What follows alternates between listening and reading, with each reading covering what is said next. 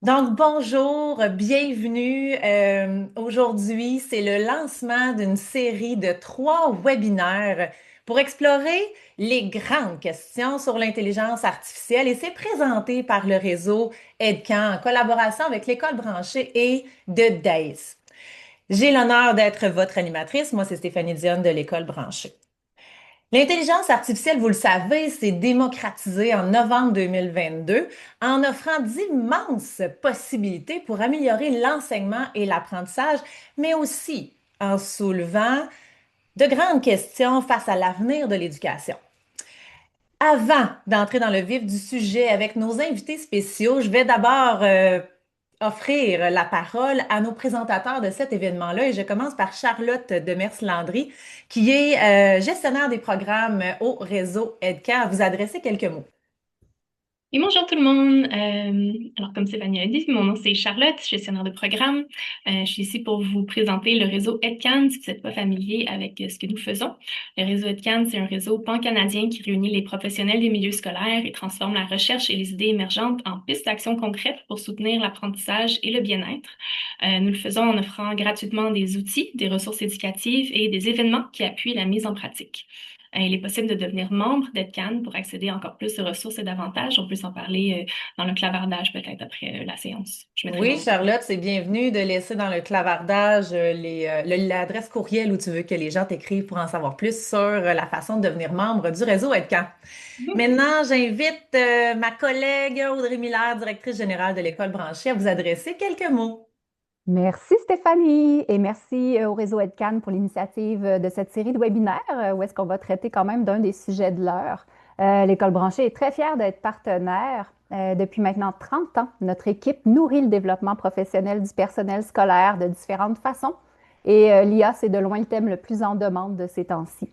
Qu'on soit pour ou contre, qu'on soit en réflexion, qu'on est plongé dans l'action, on n'a pas le choix en tant qu'éducateur de reconnaître que l'IA générative particulièrement influence déjà la façon dont nos élèves apprennent.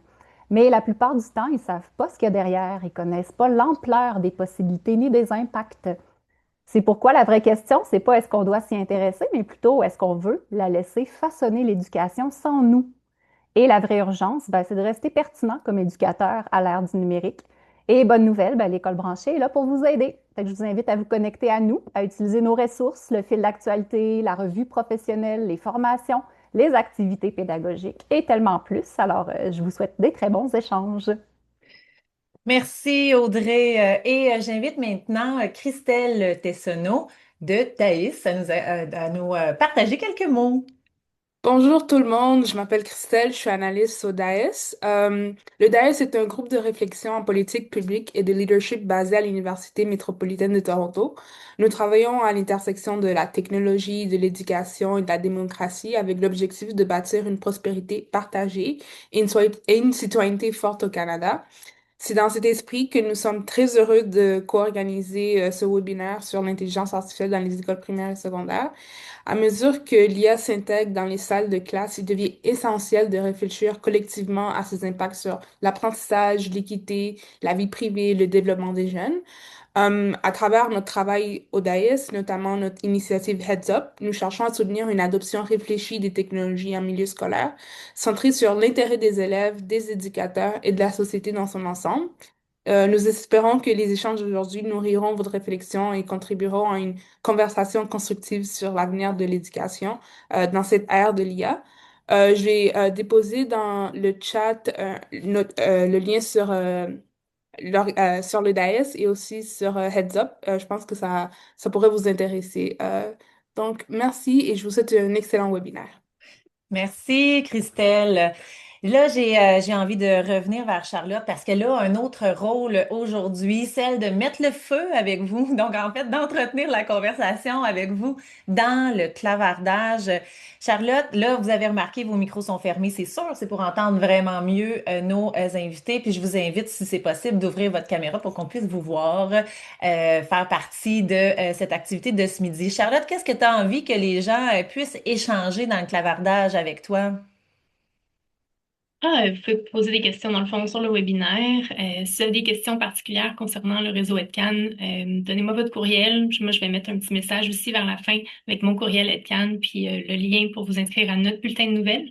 Puis on peut se parler ensuite après le Exact. webinaire. D'autres Puis choses moi, je vous invite aussi à parler de vos initiatives en lien avec le sujet d'aujourd'hui. Charlotte va revenir à la fin du webinaire pour relever ces éléments-là que vous aurez partagés dans le clavardage. Donc, la grande question qui nous intéresse aujourd'hui, c'est comment intégrer l'intelligence artificielle de manière sécuritaire et éthique. Là, l'éthique, en technologie de l'information, ça fait référence aux principes moraux qui guident les comportements des personnes qui interagissent avec la technologie. Donc, les considérations éthiques liées à l'intelligence artificielle, dans le fond, on parle de questions de confidentialité, de cybersécurité, de propriété intellectuelle, mais aussi d'intégrité académique ou encore de transparence et plus encore. Et c'est le moment de vous présenter nos 5 invités spéciaux d'aujourd'hui. Puis moi, je les présente et je leur ai demandé d'ouvrir leur micro et de partager leurs phrases d'inspiration, ce qui les guide, ce qu'ils ont en tête quand on parle d'éthique liée à l'intelligence artificielle. Mon premier invité ce midi est consultant en sciences de l'éducation et conférencier sur les grandes questions d'intelligence artificielle. François Guité, bon midi! Merci Stéphanie. Bonjour à tous. Alors la phrase d'entrée de jeu là, qui, en quelque sorte, qui me motive à participer à cet événement-ci, c'est un peu la réflexion qu'il n'y a pas de pédagogie, mais de vraie pédagogie sans considération à l'éthique. Parce que sans éthique, la pédagogie est sujette à donner dans la malfaisance. Et l'éthique, en quelque sorte, c'est beaucoup comment l'individu peut participer à la survie de la société. Alors que la morale, c'est davantage comment dire, la société peut voir à la survie de l'individu. Alors, il y a une distinction là. Et si on regarde à l'esprit que vraiment on pense à l'avenir de nos sociétés, et l'enjeu est capital aujourd'hui. Merci François, on va garder ça en tête. Ma prochaine invitée, elle est chercheure en éducation, chargée de cours à l'Université Laval et coordonnatrice de l'axe éducation et capacitation de l'Observatoire international sur les impacts sociétaux de l'IA et du numérique, Obivia. Et je vous présente, je la cherche à mon écran, là, c'est Viviane Vallerand. Salut Viviane! T'es où?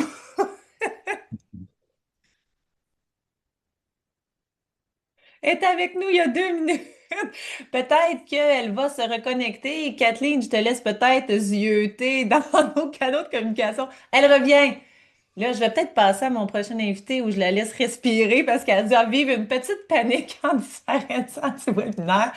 T'en as un peu, on va l'admettre. Viviane! Viviane, une fois. Viviane, t'es là, je vois le soleil de l'Université Laval revenir. Je vais lui laisser du temps, OK? J'enchaîne avec mon prochain invité, puis je reviens à Viviane pour qu'elle puisse nous dire, dans le fond, sa phrase d'inspiration. Mon prochain invité, il est directeur au Centre de services scolaires de la Rivière-du-Nord. Il est actuellement conseiller pédagogique au Récit national des gestionnaires scolaires. Marc-André Girard. Toujours là pour toi, Steph. Tu sais que je t'abandonne jamais. Yes! Merci pour ton implication, ta disponibilité. Alors, vas-y donc avec ta phrase d'inspiration. Marshall McLuhan, que vous connaissez peut-être, nous a dit il y a plusieurs années de ça, dans les années 70, ma mémoire est bonne, il a dit qu'on façonne des outils qui nous façonnent à leur tour. Et puis, je pense que quand on parle d'intelligence artificielle, bien, c'est encore plus vrai ce qu'il nous dit. Il n'aura pas vécu assez vieux pour pouvoir en témoigner, mais c'est ça, l'intelligence artificielle, en réalité, c'est issu de l'intelligence humaine. Et puis, ben, c'est tellement puissant et subversif que ça peut aussi nous façonner, nous transformer et bien sûr transformer la façon qu'on enseigne. Donc, il y a un lien important à faire avec l'éthique, évidemment, puis la pédagogie aussi. Tellement d'accord. Viviane, t'es disparue, t'es revenue. J'ai d'abord vu Oui. le soleil, mais maintenant t'es là. Un J'ai- petit problème technique. Mon ordinateur a simplement décidé de rendre l'âme un court instant, mais je suis de retour, tout va bien. Je vais pouvoir partager, mais en fait, moi, c'est pas une phrase, c'est trois mots que vous reconnaîtrez certainement pour ceux au Québec. Là, c'est simplement instruire, qualifier et socialiser. Alors, moi, mes trois mots, c'est pour ceux qui le reconnaissent, la mission de l'École québécoise. Et pourquoi ces trois mots-là? Simplement parce que face à tout le déversement de l'IA et tous les questionnements que ça peut amener, moi, je vous invite à revenir à l'essentiel et à vous poser la question, comment l'insertion de l'IA peut nous permettre de soutenir cette mission-là? Donc, qualifier, comment on sait que dans le monde qui est en train de changer, on a des élèves qui vont devoir apprendre à vivre avec ce genre de technologie, comment on peut les qualifier face à ça? Instruire, comment on peut être capable de soutenir notre enseignement puis conserver une relation de confiance avec nos élèves pour leur permettre une instruction, mais surtout socialiser. Donc, comment éviter la méfiance que l'IA peut amener quant à notre relation avec l'IA, puis plutôt avoir vraiment une façon de permettre de soutenir la socialisation entre les élèves et entre l'enseignant et l'élève également. Donc, je vous invite à garder ces trois mots en tête face à l'arrivée de l'IA, comment on peut maintenir cette mission-là.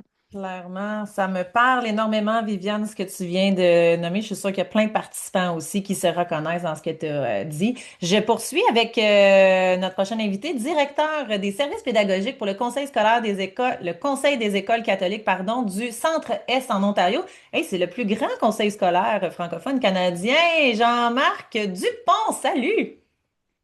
Bonjour tout le monde, très heureux d'être avec vous aujourd'hui. En ce que tu sais, l'IA, c'est un sujet évidemment qui fait part de mes dossiers, qui me passionne énormément aussi. Je pense que quand on réfléchit à l'intégration de l'IA, notamment l'IA génératif, dans un contexte pédagogique, il faut se rappeler que la technologie, ça demeure un amplificateur de pédagogie efficace. Donc, il s'agit de commencer avec une intention pédagogique, puis se poser la question, ben, c'est quoi au juste qu'on veut amplifier? Je pense que c'est un rappel que, en tant que pédagogue, il faut éviter les modes et les tendances, puis il faut développer de bons modèles d'apprentissage et des bons modèles d'enseignement. Tellement, tellement. Merci, Jean-Marc. Avec notre prochain invité, nous serons complets. Il est conseiller pédagogique au pôle d'expertise interordre en formation à distance pour l'enseignement supérieur. Salut, Sylvain des Hôtels. Bonjour Stéphanie, salut tout le monde. J'ai la chance de travailler, oui, en enseignement supérieur au Québec, mais avec des équipes de l'élémentaire, du primaire, du secondaire, dans toute la francophonie canadienne, entre autres avec la belle gang de l'École branchée. Et je réalise que c'est important de préparer toutes les générations et tous les élèves de tous les âges à leur niveau aux enjeux soulevés par l'intelligence artificielle. Et c'est justement dans un atelier avec des conseillers pédagogiques où on se demandait, mais c'est à partir de quel âge qu'il faut commencer à en parler? Fait que j'ai trouvé ma phrase d'inspiration dans les écrits d'un didacticien de la musique, parce que ma formation initiale est en musique, moi, et on lui avait demandé à partir de quand il faut enseigner la musique, puis la réponse colle tellement bien. À partir de quand il faut commencer à parler de l'IA? Ben, c'est le plus tôt possible, idéalement 9 mois avant la naissance de la mère. On part là-dessus.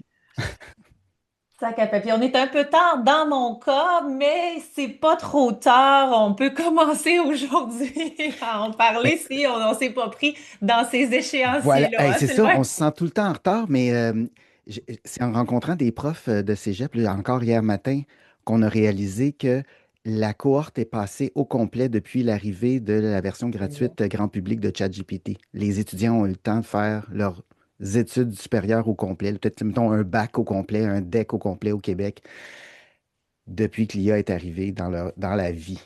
Ça a passé vite de même. Ça a passé vite de même. OK.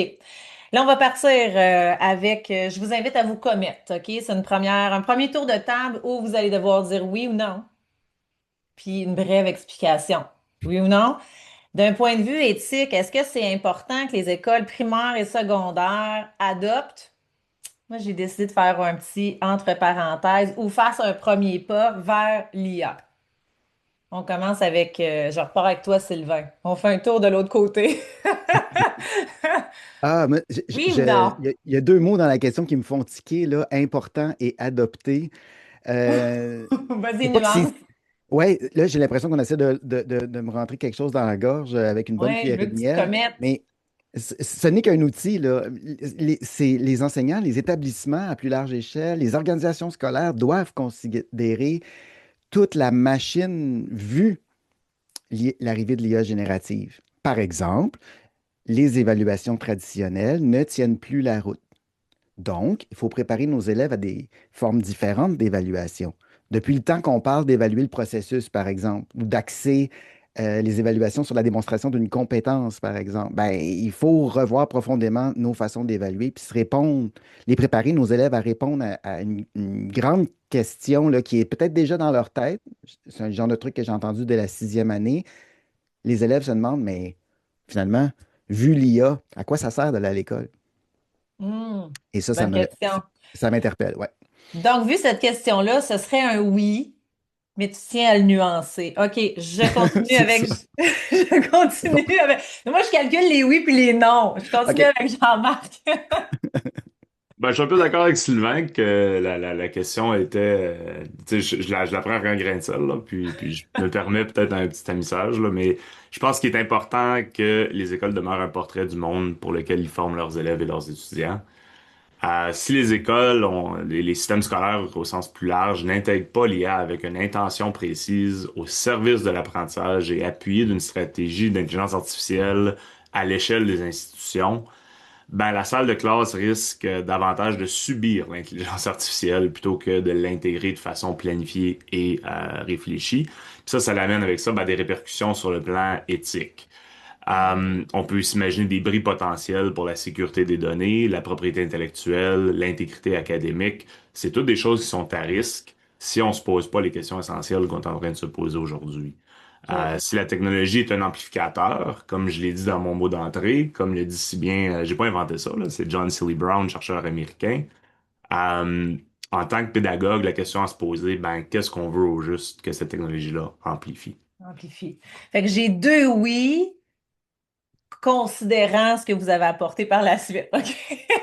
Je le sais, la question est orientée pour que vous tranchiez. François, oui ou non, est-ce que c'est important que les écoles fassent des pas vers ou adoptent l'IA? Alors, indubitablement, la réponse est oui. Trois oui. Oui, sauf que comment dire, toute la question est de savoir comment le faire. Comment dire, la difficulté et l'art d'enseigner est davantage dans le comment, parce que je changerais la question. Enfin, ce qui est important pour moi, ce n'est pas d'adopter l'IA, c'est d'éduquer à l'IA. Yeah. Ce qui est bien au-delà d'une simple adoption, c'est penser à toutes les questions, notamment éthiques, qui entourent l'IA. Ne pas le faire, ce serait plaider pour l'ignorance. L'école ne peut pas plaider pour l'ignorance au regard d'un changement aussi important. Parce que ne pas le faire, ce serait comme ne pas apprendre à un enfant à regarder des deux côtés quand il doit traverser un boulevard où il y a beaucoup de circulation. Tu sais, il faut regarder à gauche, il faut regarder à droite, il faut comment dire, faire le point sur la situation et bien envisager tout ce que ça implique comme conséquence.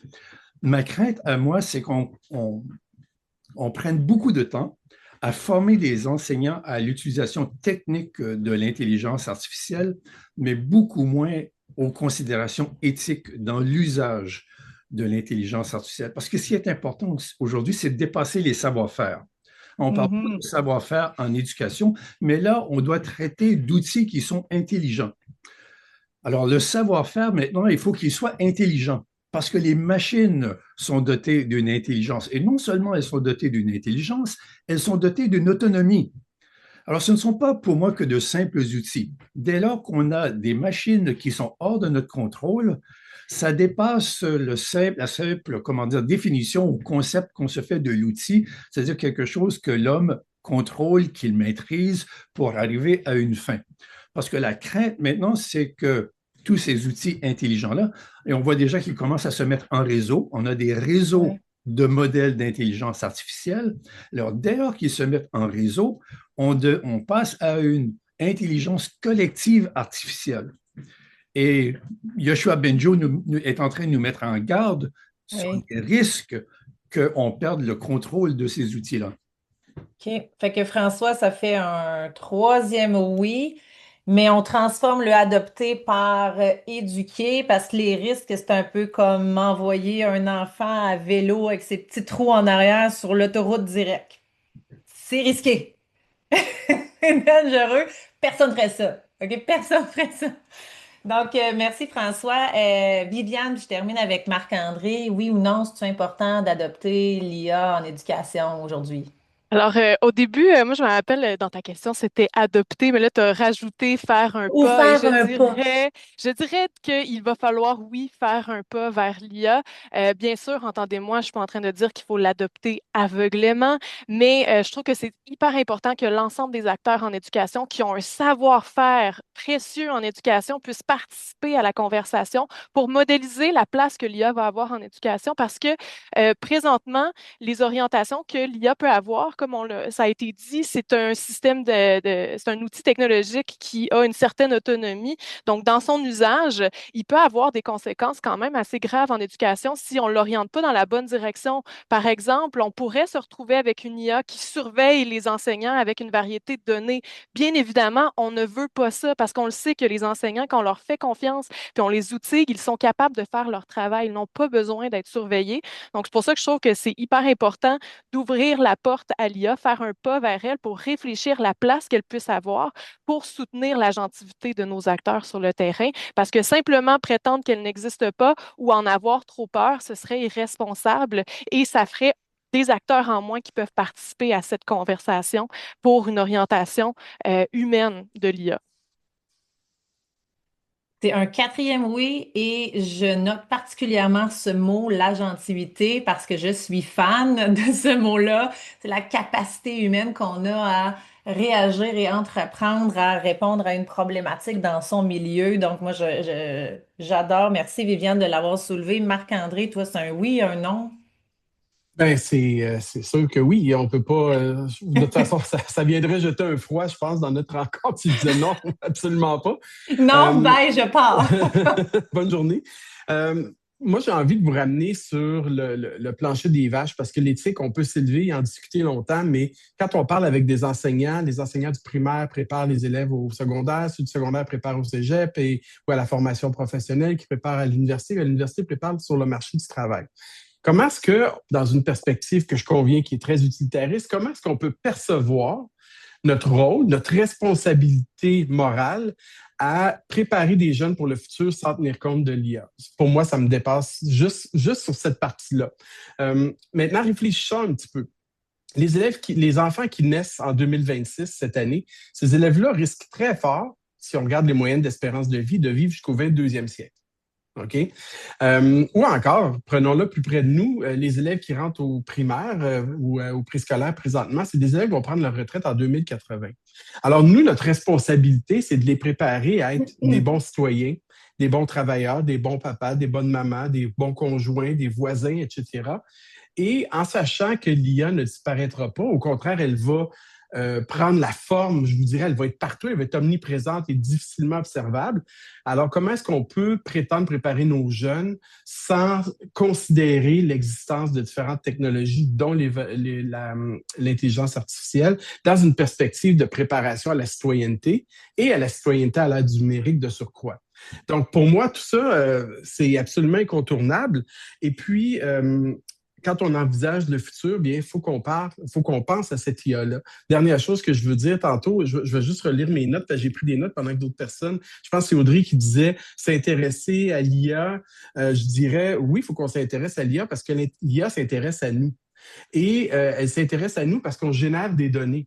Et au 21e siècle, c'est bien connu, l'or noir, c'est plus nécessairement le pétrole, c'est les données, c'est toutes les données qu'on génère à travers nos contacts sur Facebook, les médias sociaux, les traces qu'on laisse dans Internet. Donc, est-ce qu'on veut laisser notre enfant, notre élève faire du vélo avec ses roues d'en arrière sur une autoroute, comme tu le dis? Alors, je pense qu'il faut qu'il développe des réflexes parce que l'IA va s'intéresser à ces enfants-là. Et je pense que ne pas s'intéresser à l'IA à terme, c'est léser l'élève quelque part. Ah, tout à fait d'accord. Merci Marc-André. Dans le clavardage, continuez donc l'échange sur le oui, non. Est-ce que c'est important s'intéresser, d'adopter, d'aller faire un pas vers et pourquoi ou nuancer, allez-y, continuez dans le clavardage. On part avec le bloc 1. C'est quoi les éléments auxquels un enseignant doit réfléchir quand il envisage, il se prépare ou qu'il utilise l'intelligence artificielle avec ses élèves ou dans son quotidien, dans l'ensemble des tâches qu'il a à effectuer en lien avec les considérations éthiques. J'ai envie de commencer avec toi, Sylvain, parce que je sais que tu peux nous parler de l'impact de l'IA, les considérations à avoir, entre autres, là, pour les enseignants. Oui, c'est contrairement à d'autres technologies qui sont arrivées là, dans les, mettons, 20 dernières années, on ne peut pas se payer le luxe d'attendre d'être un super expert qui maîtrise la bête avant d'en parler, de l'utiliser. M- Tous ceux qui travaillent là-dedans se considèrent constamment obsolètes. On est tout en train de courir en arrière des nouvelles améliorations, des nouvelles options qui nous sont offertes. Bref, la mise à jour est très difficile. Il ne faut pas attendre d'être donc un pro. Par contre, il faut en parler avec nos élèves. Je pense que nos apprentis dans nos classes ont besoin plus que jamais d'entendre le discours intérieur des experts qui sont devant la classe. C'est, tu sais, l'adulte en qui j'ai confiance, c'est mon prof, là. Comment il réagit, lui, par exemple, à un texte qui a été généré par l'intelligence artificielle? On ne peut pas non plus mettre notre utilisation ou conception de l'IA comme une bulle à part du monde. Elle s'inscrit dans le monde, elle s'inscrit dans la société dans laquelle nos élèves vivent. Et donc, qui d'autre que les profs et les équipes dans les écoles pour entamer une discussion, éduquer à faire voir plus large, développer des réflexes de critique par rapport à l'intelligence artificielle, puisque nos élèves quittant l'école, vont continuer à consommer cette IA générative. Puis il y a des risques comme on commence à documenter, par exemple, là, je ne veux pas être alarmiste, mais on commence à documenter certaines alliances thérapeutiques entre des personnes humaines puis des robots conversationnels. Mais il faut Oui. être à l'affût de ça et guider nos apprenants dans leur vie en général, pas juste dans ce qui se passe dans la classe, dans le cours dans ma discipline avec l'IA. C'est un enjeu beaucoup plus Mm. large qui en appelle à notre charge d'âme comme éducateur. Ouais. Puis on peut aussi dire que je pense que c'est Common Sense ou Abilo Media qui nous rappelle qu'il y a plus de 70% des jeunes qui ont déjà utilisé ou qui utilisent l'intelligence artificielle, donc dans plusieurs contextes. Donc, on ne peut pas penser qu'ils ne l'utilisent pas, même si on n'en parle pas en classe, ils l'utilisent et ça fait même partie des outils au quotidien sur la plupart de nos appareils numériques. Mhm, Donc, mhm. clairement, Sylvain. Ben oui, Euh, mais c'est intéressant ce point-là parce que ça va impacter, là, si vous me passez le mot, le temps long de l'apprentissage. Alors, quelle est la perception dans la tête de mon élève sur le temps et l'effort qu'il faut mettre pour apprendre quand on arrive à un résultat, ouvrez les guillemets, satisfaisant en discutant trois, quatre fois avec une IA générative, par exemple? OK, j'aime ça. Jean-Marc, pour toi, qu'est-ce que les enseignants ont besoin de garder ou de considérer quand ils vont se préparer à l'utiliser pour eux ou avec leurs élèves? Absolument, j'apprécie énormément la perspective de Sylvain qui amène la réalité de l'enseignant. Moi, je vous offre une perspective un peu plus systémique pour, tu sais, à l'échelle d'un conseil scolaire, comment on Mhm. équipe nos enseignants pour prendre cette décision-là, forcément. L'IA, comme on l'a déjà, on le sait, ça représente vraiment un super cycle technologique, là. C'est une innovation massive, comme l'Internet, le presse-papier qui précède l'IA. Ça représente un changement sociétal. Ce qui est particulier de l'IA, je dirais, c'est qu'il y a une intersection avec d'autres super cycles sociétals comme le microcomputing, le big data, des avancées en matière de robotique, ce qui complexifie la chose davantage quand on le compare à l'Internet ou le presse-papier, par exemple. Euh, je pense qu'il faut pas faire pour nos enseignants et pour nos élèves, c'est de tenter de faire du monde de l'école un genre de vacuum qui résiste au changement, qui est présent dans la société, mais que ça n'affectera pas nos élèves, ou de créer un genre de calque pédagogique qui imite la réalité sociétale. Euh, quand on pense à des exemples et des contre-exemples, je pense que c'est important de réfléchir à l'effet boucle d'or un peu. Avec l'arrivée du web, l'Australie a tenté de créer l'Ultranet, qui était un genre de web accessible pour ses élèves, pour le domaine de l'éducation, super sécurisé. On a dépensé beaucoup d'argent à essayer de créer cet environnement-là sans succès. À contre-exemple, quand on pense en 2013 avec l'avenue de l'intégration en masse de la technologie portable dans les écoles, la Californie s'est lancée un peu à l'aveuglette dans un projet d'achat d'iPad en masse pour les salles de classe et ainsi de suite. Donc, je pense que ces deux exemples concrets d'être un peu trop réticents au changement puis un petit peu trop acceptants du changement, pour vraiment appuyer nos enseignants pour prendre les bonnes décisions en salle de classe, je pense que les décideurs politiques et les conseils scolaires doivent se pencher sur un peu des garde-fous et des questions de gouvernance en matière de système d'intelligence artificielle, mais aussi en matière de gestion de données, d'infrastructures technologiques, où est-ce qu'il y a probablement des risques et des menaces qui étaient moins présents avant la venue de l'IA. Et aussi des lignes directrices claires, à savoir qu'est-ce qui est permis en salle de classe, puis qu'est-ce qui ne l'est pas. Je suis pas un pour dire que faut bloquer les IA génératifs en salle de classe. Au contraire, mais si on veut bloquer certaines applications d'utilisation d'IA génératifs gratuits, en fonction du risque que ça pourrait amener au bris de données, ben, il faut quand même offrir un produit concurrent, sécurisé et forcément payant. Donc, ça met en valeur certaines problématiques au niveau de l'accessibilité et puis aussi toute la valeur du statut socio-économique des élèves, à savoir qui a accès à ces technologies-là, pas juste pour les élèves, mais aussi des conseils scolaires, dépendamment du financement reçu. Le Fait que dernier point que je Jean-Marc, ferais, ah pardon, oui, ben non, ben t'allais faire ton dernier point, vas-y, mais j'ai une question pour toi après. ben, ça me fait beaucoup penser à Dylan Williams, qui est conférencier en matière pédagogie chercheur britannique, qui nous rappelle que c'est important d'investir dans le capital humain afin de maximiser l'impact des technologies novatrices. Faut pas oublier nos enseignants là-dedans ou prendre pour acquis que parce que nos élèves s'en servent, nos enseignants savent comment s'en servir non plus. Mhm. Donc, je pense qu'à l'échelle systémique, plus que juste des guides et des plans de mise en œuvre, il faut aussi avoir de bons plans de formation pour former et accompagner nos enseignants dans ces nouvelles technologies-là. Fait que dans le fond, ce qu'on doit retenir, Jean-Marc, c'est qu'à un enseignant, tu lui dirais, ben, valide avec ton équipe comment c'est conseillé, comment c'est suggéré de l'utiliser, considère les balises de ton milieu, les outils qui sont proposés, qui sont recommandés avant ou en parallèle de l'utiliser dans ta pratique ou avec les élèves. Puis faute de ne pas avoir de guide d'encadrement de la part de son employeur, faut se référer à son ordre professionnel, par exemple. Euh, c'est pas à cause, c'est à travers de l'IA que c'est plus permis de partager des informations sensibles au niveau des élèves. C'est pas parce qu'on sert de l'IA qu'on peut briser des droits d'auteur ou empiéter sur l'intégrité académique de nos élèves. Donc, c'est cette même réflexion-là qu'il faut avoir, mais je pense que le risque est juste plus grand parce que c'est plus facile et plus accessible. Ouais. Jean-Marc, bien entendu, fait référence à l'Ordre professionnel des enseignants en Ontario. Au Québec, on a Exact. quand même le cadre de référence de la profession enseignante dans lequel il y a quand même des lignes qui guident l'utilisation des technologies. Merci, Jean-Marc, pour ça. J'ai envie de continuer avec François de ton côté pour les enseignants. Quelles sont les considérations éthiques pour en faire utilisation dans sa profession, ses fonctions, mais aussi avec les élèves?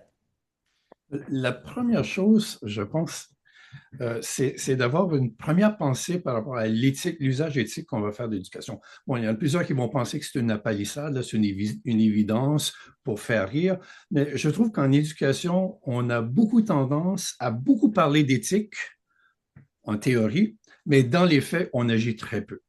On est de gros parleurs, de petits faiseurs. Oh, Ou, François, ça me fait mal au cœur ce que tu dis. ou Explique-moi ça.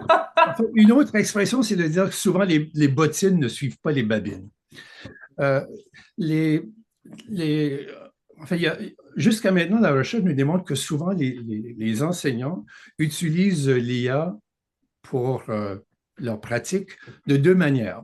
Grosso modo, souvent, ils ont besoin d'améliorer leur pratique. Ils ont une façon de faire, ils ont quelques questions par rapport à leur pratique, ils aimeraient améliorer leur pratique. Alors, ils l'utilisent un peu comme intrant, à savoir comment améliorer ce que je fais déjà. L'autre pendant, c'est d'utiliser l'IA pour produire quelque chose à partir de rien. Ouais. Et ce que la recherche de Kepler démontre, c'est que souvent les enseignants qui interagissent avec l'intelligence artificielle dans une conversation pédagogique et d'amélioration de la pratique ont un plus grand sentiment d'auto-efficacité que ceux qui l'utilisent uniquement pour générer des pratiques. Alors, ça, c'est intéressant d'une part. L'autre chose que je trouve intéressante, la deuxième question, c'est de savoir quels moyens vais-je utiliser en classe dans l'usage que je fais de l'intelligence artificielle. Il faut changer nos pratiques pédagogiques.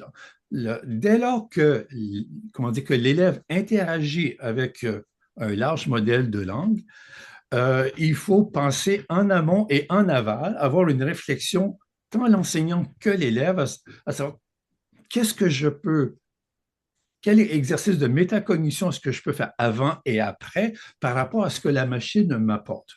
Alors, sur le plan de l'usage pédagogique qu'on peut faire au regard de l'intelligence artificielle, je vais en donner deux. La première, c'est, il y a beaucoup d'enseignants qui trouvent que de revenir à l'oralité, c'est-à-dire de demander à l'élève d'exprimer ce qu'il pense plutôt que de tout simplement amener la machine à générer un texte et de donner une réponse. L'oralité permet de valider en quelque sorte la compréhension que l'élève se fait d'une notion. L'autre stratégie que je trouve intéressante, c'est d'éviter l'interaction un élève avec une machine.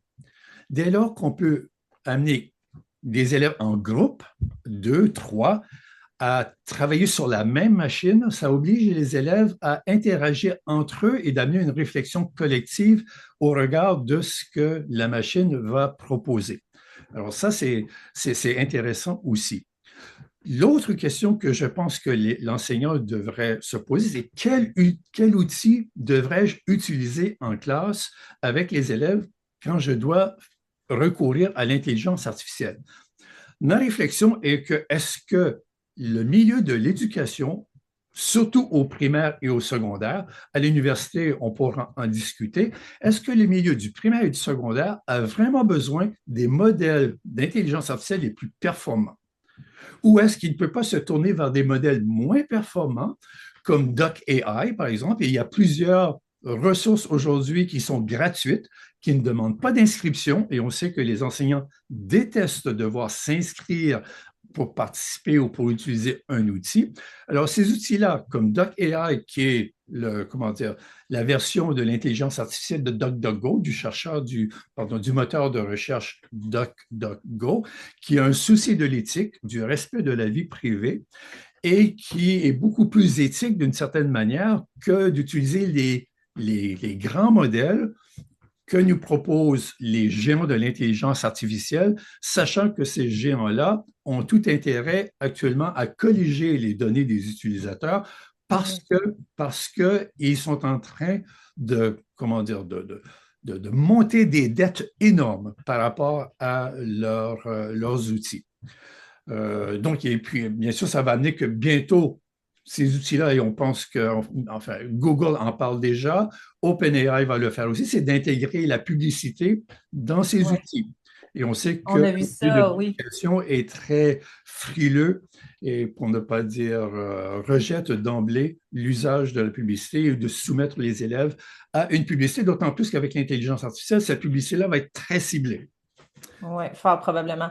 Mais OK, merci François. Ben, je retiens entre autres aussi ton appel à réfléchir en amont et en aval, dans le fond, du processus finalement d'apprentissage des élèves et de ramener l'importance de la triangulation pour évaluer, par exemple, les jeunes considérant les enjeux d'utilisation de l'intelligence artificielle entre autres. OK, merci. Viviane, poursuis donc avec ces enjeux, les principes éthiques dans la pratique enseignante. Oui, en fait, ben ça, cette réflexion-là, j'ai eu la chance de la voir avec, en fait, au sein du Centre d'expertise de Oui. l'IA en éducation, donc le CEIAE, qui est une initiative du ministère de l'Éducation, dans lequel différents acteurs ont pu collaborer. Moi, j'ai eu la chance de collaborer au sein de l'OBVIA avec notamment le Griptyque dirigé par Normand Roy, puis on a créé un guide d'utilisation de l'IA générative destiné au personnel enseignant, mais qui peut aussi très bien s'utiliser auprès des élèves. Et je vous dirais, bon, il y a trois critères, là. Il y a celui pédagogique, il y a celui légal, mais il y a aussi celui éthique. Étant donné que la question tourne autour de ça, nous, on a ciblé 5 principes éthiques qui doivent être respectés quand on utilise de l'IA générative. Et l'enseignant peut vraiment garder ces principes en tête lorsqu'il l'utilise. Mais il peut aussi éduquer ses élèves face à ça. Et je voyais dans les commentaires qu'il y avait toujours la question, ça je la revois souvent, de l'âge minimal d'utilisation de l'IA, mais je vous dirais que même s'il y a cet âge-là à respecter, vous pouvez tout de même proposer du contenu généré par l'IA pour développer la pensée critique de vos élèves sans qu'ils l'utilisent directement. Et là, on peut appliquer les principes éthiques dont je vous parlais. Je vous en parle succinctement, mais je vais vous partager après là, le guide si vous voulez aller l'explorer. On propose notamment des questions réflexives pour vous aider à vous orienter dans cette utilisation éthique. Je pense notamment à la sobriété numérique. Donc, quand vous utilisez ces outils, on le sait que ça a un impact environnemental important. Est-ce que c'est nécessaire? Parfois, on peut s'orienter vers des outils technologiques et même sans technologie qui fonctionnent très bien. Par exemple, un dictionnaire ou juste votre dictionnaire sur votre ordinateur pour aller chercher des synonymes, ça fonctionne souvent très bien plutôt que de générer des réponses qui peuvent avoir une empreinte carbone quand même assez importante. On pense aussi à la qualité. On le sait qu'il y a ces fameuses hallucinations d'IA. Donc, quand vous utilisez l'IA, c'est très bien, mais est-ce que le contenu est de qualité? Vous, en tant qu'enseignant, est-ce que vous avez l'expertise nécessaire pour valider le contenu ou est-ce que vous devez vous référer à d'autres références pédagogiques pour vous assurer que les contenus sont valides? On pense aussi notamment à l'équité et l'inclusion. Donc, des fois, les réponses qui sont générées par l'IA, un autre problème, c'est que elles représentent parfois un ensemble de données et il y a certains groupes qui ne sont pas bien représentés dans ces données. Donc, si vous générez une histoire, vous êtes un enseignant, vous voulez créer une histoire, générer une histoire avec de l'IA générative, sur la thématique des jeux vidéo, mais ça se peut qu'il y ait juste des personnages masculins qui se retrouvent dans votre histoire. Donc, c'est peut-être moins intéressant, on veut plus de représentativité. Donc, vous pouvez demander à l'IA générative, vous pouvez prendre conscience de ce manque d'équité-là et demander à l'IA générative de régénérer une histoire où il y a aussi des personnages féminins forts. Question d'avoir des modèles féminins intéressants lorsque vos élèves vont utiliser ça. Donc, il y a ça. Je vous parle aussi du critère, là, j'essaie de m'en rappeler, là, il y a aussi le critère de transparence. Donc, quand Oui. vous utilisez l'IA, vous pouvez vous poser la question, est-ce que je veux mentionner que je l'ai utilisé? Donc, quand vous avez une image générée par l'IA, ben là, oui, ça, il y a pas vraiment de dilemme éthique face à ça, mais quand vous envoyez un courriel, ça se peut que vous l'ayez, entre autres, généré avec de l'IA. Alors, dans quelle mesure est-ce que je mentionne que je l'ai utilisé et de quelle façon? Parce qu'en même temps, des fois, moi, je demande à Antidote de valider mon courriel, mais je ne dis pas que Antidote, j'ai pu écrire mon courriel avec Antidote. Donc, il y a ce dilemme éthique à avoir également en termes de transparence. Et finalement, ben, le dernier, je l'ai mentionné tantôt, mais l'agentivité. Donc, quand vous utilisez l'IA, dans quelle mesure ça vous aide à avoir plus de pouvoir dans votre enseignement ou est-ce qu'au contraire, vous sentez que ça commence à être une béquille sur laquelle vous vous basez qui vous empêche d'avoir une capacité d'enseignement de qualité auprès de vos élèves? Donc, ces questions-là qui sont importantes à avoir, mais vous pouvez autant les avoir en tant qu'enseignant que, on peut l'aborder avec nos élèves et les sensibiliser face à ça, que ça soit avec un usage de l'IA ou en leur présentant du matériel qui a été généré par l'IA pour développer leur pensée critique. C'est génial d'avoir ces 5 principes-là dans le guide. Puis je pense avoir vu qu'il a été partagé dans le clavardage. Fait que merci, Viviane, pour cette parenthèse-là. François, je t'ai vu lever la main. Si tu veux réagir à quelque chose, après, je veux aller avec Marc-André. Oui, rapidement. Et en passant, je cherchais l'outil dans Zoom pour lever la main, mais je ne l'ai pas trouvé. En tout cas, peu Je importe. t'ai vu. As-tu vu? Je t'ai vu. Pour ajouter à ce que Viviane vient d'évoquer par rapport à l'âge où on devrait commencer à, comment dire, à À initier, parler. à sensibiliser les jeunes à l'intelligence artificielle, un petit mot sur la Finlande. La Finlande est en train d'introduire l'intelligence artificielle dans son curriculum dès le préscolaire à l'âge de 3 ans. Et Ah, OK. la raison est intéressante, c'est que la Finlande et tous les pays nordiques euh, sont sujets à une très forte propagande russe par rapport à comment dire, le conflit ou les tensions qui existent entre la Russie et l'Europe actuellement. Et la Finlande est comment dire, limitrophe de la Russie.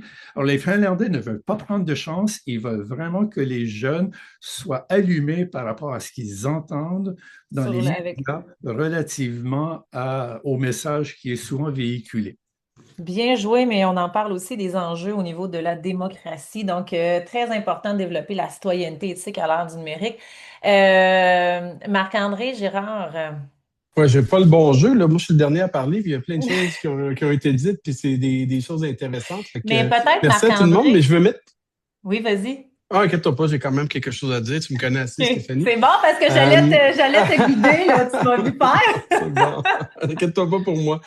Tu sais, on parle moi, j'ai envie qu'on réfléchisse sur l'aspect humain de l'artificiel. Comment l'artificiel peut nous aider à être encore plus humains dans nos classes en tant qu'enseignants. Je donne un exemple. Bon, tantôt, Viviane a parlé des 5 critères là, pour l'utilisation d'une intelligence artificielle générative qui se veut pédagogique, éthique et légale. Super. Mais quand on parle d'utiliser le critère de qualité, mais on parle d'esprit critique. Donc, on doit mettre l'accent sur l'éducation, sur la sensibilisation à l'esprit critique. Ça aussi, pour moi, c'est des choses importantes. Ce qui fait qu'on dirait que plus on avance, et puis plus les compétences transversales, vous savez, ces fameuses compétences qui sont mises un petit peu de côté depuis le début des années 2010 dans l'instruction annuelle, et où est-ce qu'on ne sait pas trop par où prendre ça, est-ce qu'on l'évalue, on ne l'évalue pas, comment on l'évalue, etc. Bien, de plus en plus, c'est important. Puis tantôt, François parlait de la Finlande. Le programme finlandais, d'ailleurs, j'étais en Finlande pas la semaine passée, malheureusement, le mois passé. Le cœur du programme, c'est 7 compétences transversales dans lesquelles se greffent les compétences disciplinaires. Donc, ce qui compte, c'est de faire des individus, des personnes, des humains de qualité avant de faire des chimistes, des physiciens, des historiens, des linguistes, peu importe. Fait que ça, c'est la première chose que je voulais dire. L'autre chose aussi, quand on parle d'utilisation en pédagogique, bien, on doit se questionner sur l'intention pédagogique. Puis ça, c'est absolument rien de nouveau. Hein. C'est un message qu'on martèle depuis au moins 15 ans.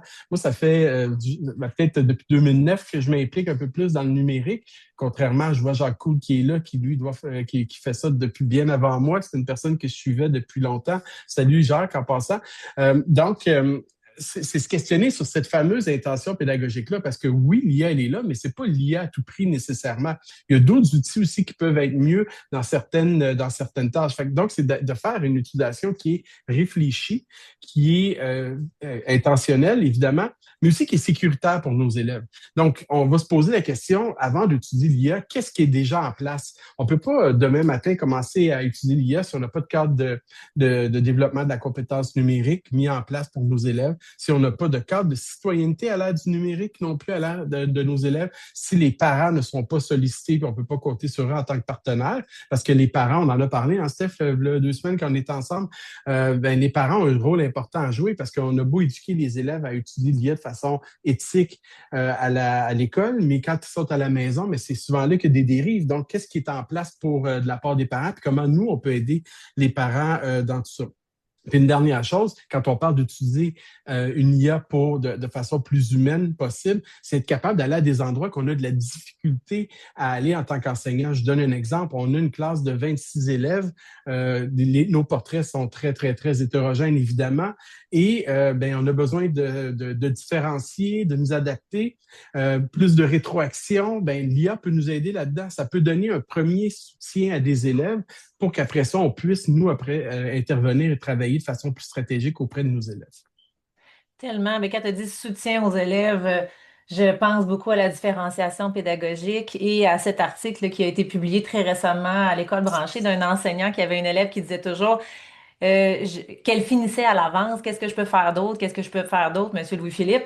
Et il a utilisé l'intelligence artificielle générative pour créer un parcours Minecraft puis développer certaines compétences liées à la programmation informatique donc, ils ont écrit un article ensemble, élèves, enseignants, et ils ont donné toute la démarche et le matériel possible pour aller réaliser ces activités-là. Donc, c'est accessible à tous. Il y a effectivement un effet ultra positif en termes d'apprentissage qu'on peut aller générer avec l'IA.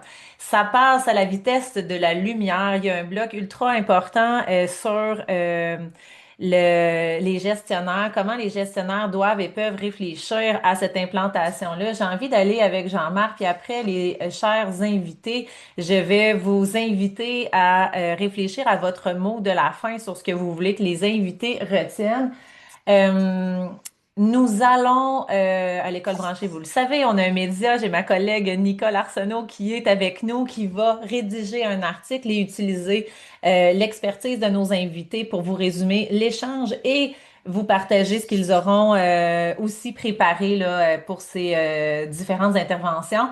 Jean-Marc, j'ai envie que tu nous dises à quoi les gestionnaires, les directions doivent réfléchir dès maintenant pour que l'intelligence artificielle puisse être utilisée de façon éthique.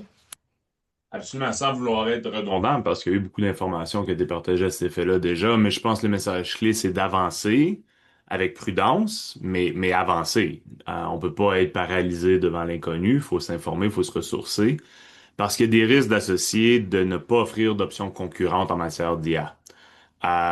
L'utilisation de systèmes d'intelligence artificielle avec des comptes personnels non sécurisés, par exemple, va permettre l'évaporation de données sensibles, l'entraînement de modèles sans consentement de la part des élèves, de la part des membres du personnel.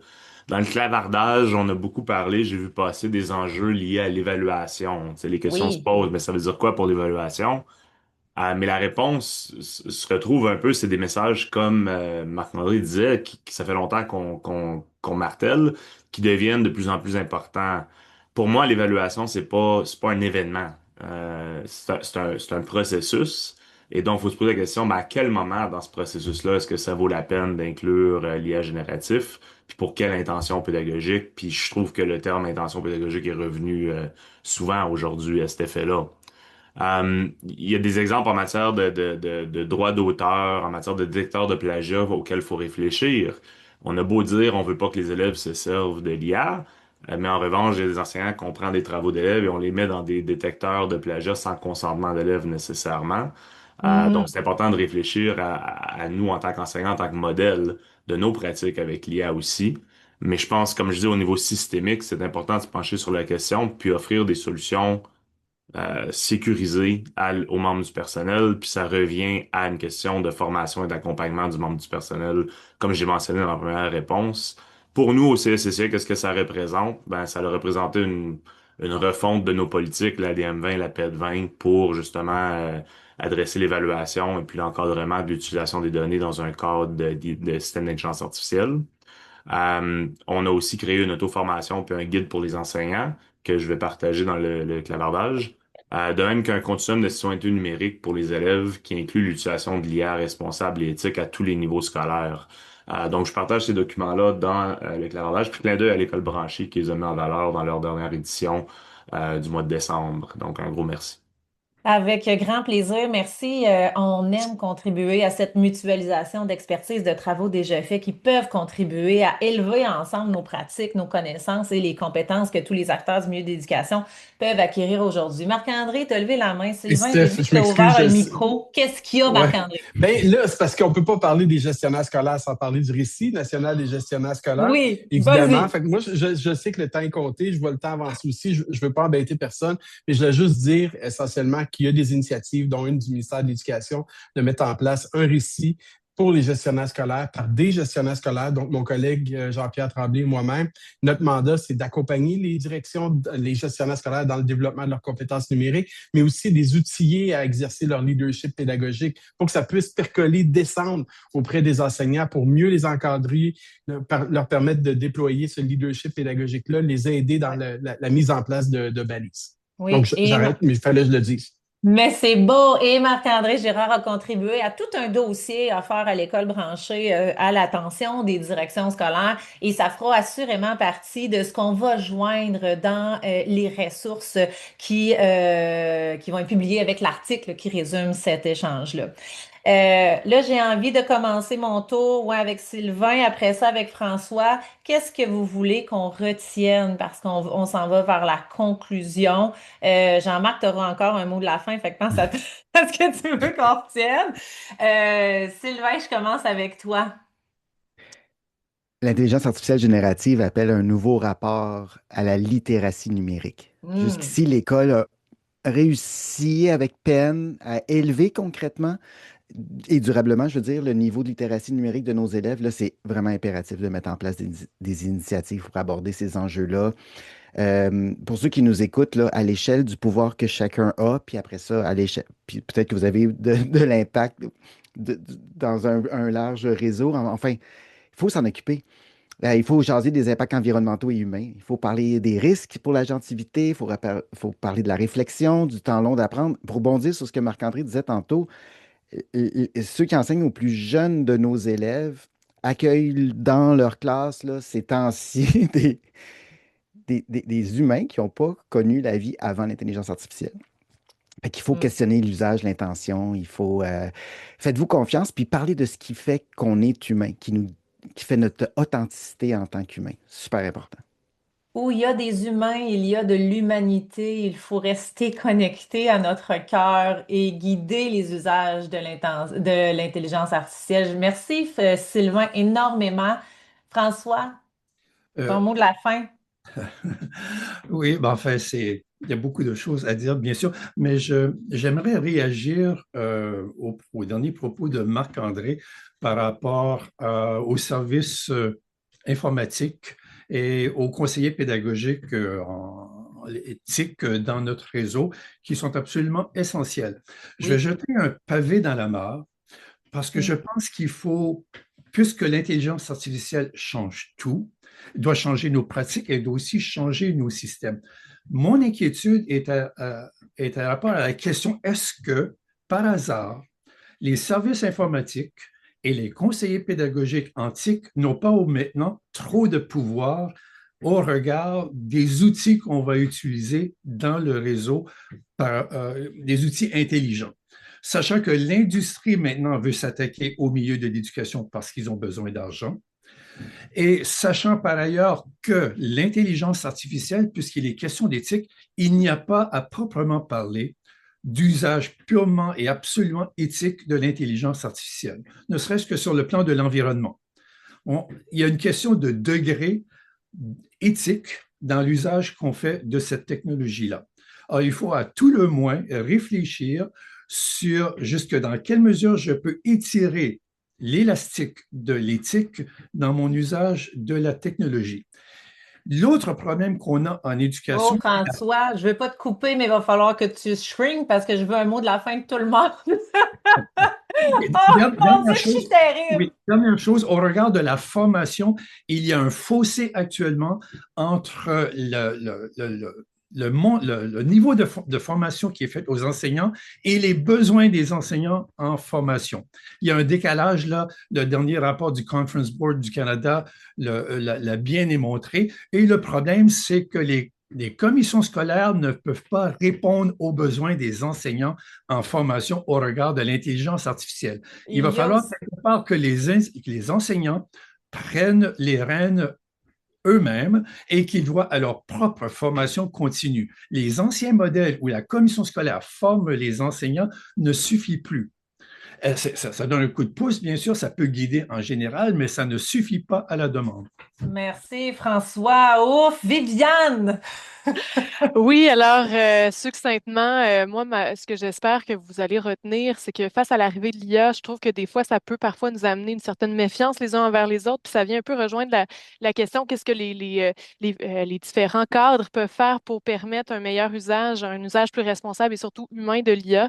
Bien, ça serait de s'assurer de maintenir et de construire la confiance avec les élèves et avec nos enseignants. Et comment on fait ça? C'est en les faisant participer collaborer quant à quelle forme exactement cette IA-là va prendre dans notre réseau scolaire. C'est hyper important de les écouter. Ils l'utilisent déjà, puis ils ont déjà une réflexion. Donc, pourquoi ne pas créer des espaces communs où l'intelligence collective va pouvoir continuer et permettre d'avoir une plus-value face à l'arrivée de cette technologie? Tellement bien dit, merci Viviane. Jean-Marc et ensuite je conclus et je vous laisse poursuivre votre journée. Jean-Marc, vas-y.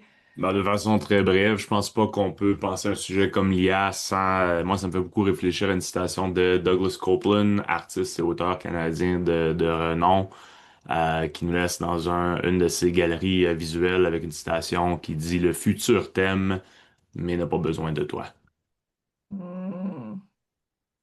Merci, merci Jean-Marc. Merci à tous mes invités pour la qualité, la générosité de vos échanges. Merci au réseau EdCamp de Daïs. Ben, je vais remercier l'École branchée de faire partie de ce projet extraordinaire. Prochaine table ronde à mettre à votre agenda, 18 février 2026 à midi. On va parler d'abord des compétences que les élèves vont devoir posséder pour réussir à l'école, mais aussi dans leur vie, au-delà de leur parcours scolaire. Les invités seront Simon Duguay, Emmanuel Duplat, Marc-André Girard sera encore avec nous et Margarida Romero. On vous invite à rester connectés avec nous. Merci pour votre présence et vous allez recevoir l'article de l'École branchée qui résume tout ça dans les prochains jours, semaines. Un grand merci. Bonne journée.